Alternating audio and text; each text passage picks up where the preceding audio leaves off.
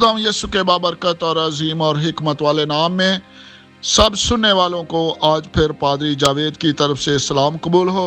आइए मेरे अजीज़ों, आज फिर हम अपनी रूहानी खुराक लेते हैं।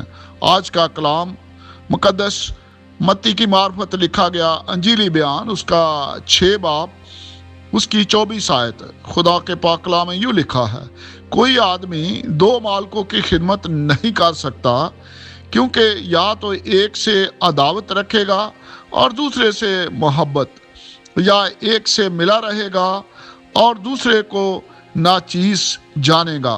तुम खुदा और दौलत दोनों की खिदमत नहीं कर सकते।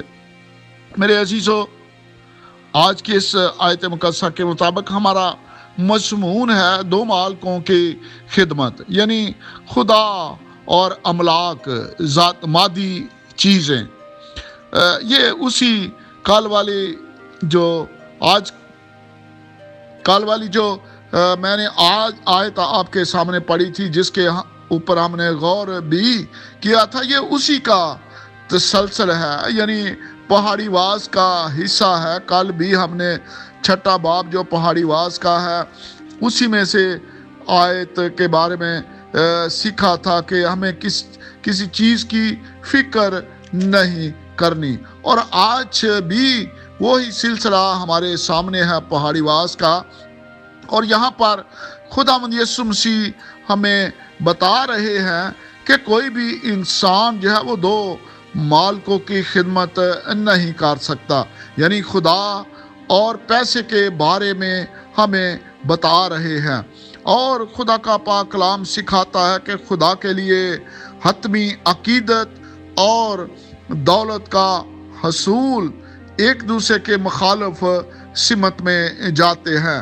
जिंदगी की तरजीहात में एक वाजिया वाहिद इंतखाब की ज़रूरत है। या तो हमें खुदा को चुनना है, और या फिर हमने पैसे को, मादी चीज़ों को अपना खुदा मानना है। इसलिए खुदावंद यीशु मसीह यहाँ पर इस चीज़ की निशानदही कर रहे हैं कि हमने एक खुदा को चुनना है जो वाकया ही हमारा हकीकी खुदा है। ये इस बात पर जोर देती है कि पैसा अक्सर जो है वो हमें गुलामी की तरफ ले जाता है और खुदा की राहों के मुखालिफ सिमत में हमें मोड़ने की कोशिश करता है, और हमारी ज़िंदगी में, हमारे घरों में, हमारे ख़ानदानों में वो खुदा की जगह लेने की कोशिश करता है। इसीलिए यीशु मसीह ने एक नौकर की तमसील यहाँ पर इस्तेमाल की है, जो 2 आकाओं की खिदमत करने की कोशिश करता है, ये नोट करते हुए कि एक लामहाला प्यार किया जाए और दूसरे को हकीर समझा जाए। बेयक वक्त, यानी एक वक्त दौलत की खिदमत करते हुए खुदा को सबसे बड़ा रब मानना नामुमकिन है, क्योंकि इसमें बहुत कशिश पाई जाती है।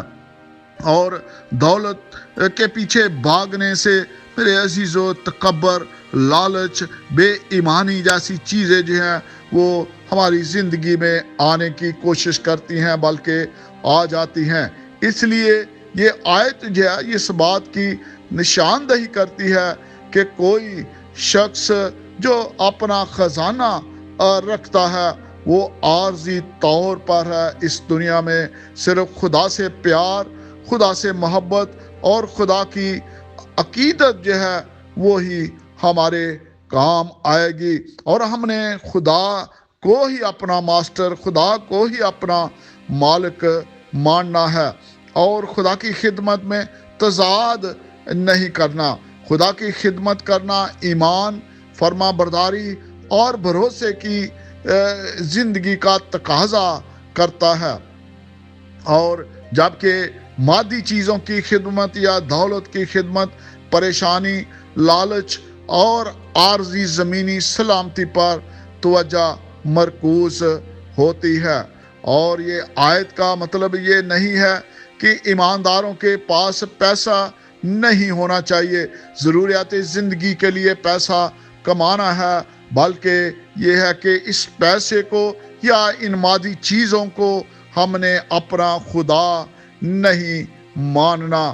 ہمیں ان چیزوں کے ساتھ روحانی لگن نہیں لگانی، بلکہ ہم نے ان چیزوں سے بالاتر ہو کر اپنے خدا سے پیار کرنا ہے اور اسی کو ہی ترجیح دینی ہے، اور پھر ہی میرے عزیزو ہماری زندگی میں ساری کمیاں، ساری خامیاں جو ہیں وہ دور ہوں گی، اور ہمارے راستے جو ہیں وہ خداوند سیدھے بنائے گا، اور ہمارے لیے آگے جا کر پھر آسانیاں ہی آسانیاں ہوگی، اور نجات کے لیے ہماری تیاری کا عمل جو ہے وہ شروع ہو جائے گا۔ میری دعا ہے کہ ہر ایماندار کی زندگی میں خدا کا پیار جو ہے اس کو اجاگر رکھے، اور مادی چیزوں اور دولت جیسی چیزوں سے ضرورت کے مطابق ہی استعمال کرنے کی توفیق عطا فرمائے، اور ہمارے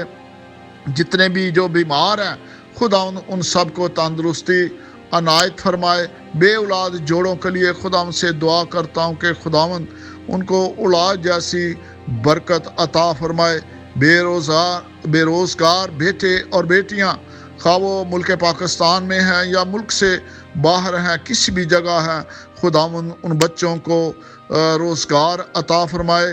جن کے کام کاج میں کوئی کمی ہے خداوند ان کو بڑھوتی عطا فرمائے، کاروبار میں بڑھوتی عطا فرمائے۔ اور پھر اسلام آباد میں جو لوگ دہشت گردی کے حوالے سے، دہشت گردی کے حملے سے شہید ہوئے ہیں، خداوند ان کے لواحقین کو صبر، تسلی، اطمینان عطا فرمائے، اور ہماری حکمرانوں کو، ایجنسیوں کو اور اداروں کو خدا اپنا فضل عطا فرمائے، تاکہ اس ملک کا جو امن ہے اس کو خدا کی مرضی کے مطابق قائم کر رکھ سکیں۔ میری دعا ہے کہ خداوند ہمارے اس عزیز وطن پاکستان میں امن کو ہمیشہ، سلامتی کو ہمیشہ قائم رکھے۔ آمین ثم آمین۔